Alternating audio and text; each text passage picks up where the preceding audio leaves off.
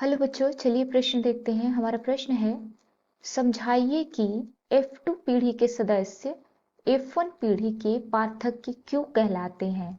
आइए समझते हैं।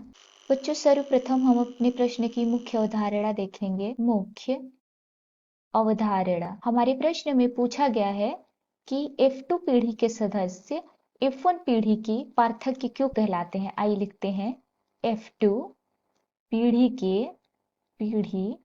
के सदस्य F1 पीढ़ी के पार्थक्य क्यों कहे जाते हैं। आइए समझते हैं। बच्चों, सबसे पहले हम बात करें जनक पीढ़ी की। तो जनक पीढ़ी में जब संकरण होता है तो संतति उत्पन्न होती है। जनक पीढ़ी के संकरण से संतति की उत्पत्ति होती है, संतति। और उस संतति को हम कहते हैं F1 पीढ़ी। F1 पीढ़ी को हम प्रथम पीढ़ी भी कह सकते हैं, प्रथम पीढ़ी।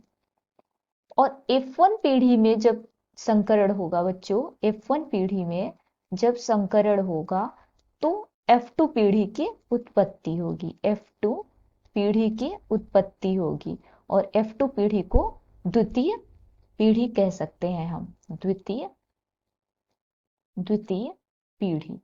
तो आपने देखा कि F1 पीढ़ी के संकरण से F2 पीढ़ी की उत्पत्ति हुई। तो हम ये लिख सकते हैं कि F1 पीढ़ी से F2 पीढ़ी की उत्पत्ति होती है, पीढ़ी की उत्पत्ति होती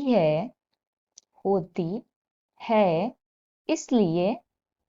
इसलिए हम F2 पीढ़ी के सदस्य को F2 पीढ़ी के सदस्य F1 पीढ़ी के पार्थक्य कहे जाते हैं। तो आपने समझ लिया होगा कि F2 पीढ़ी के सदस्य F1 पीढ़ी के पार्थक्य क्यों कहे जाते हैं। इसलिए कहे जाते हैं क्योंकि F2 पीढ़ी F1 पीढ़ी से उत्पत्ति उसकी हुई है। तो उम्मीद है आपको प्रश्न समझ में आ गया होगा। धन्यवाद।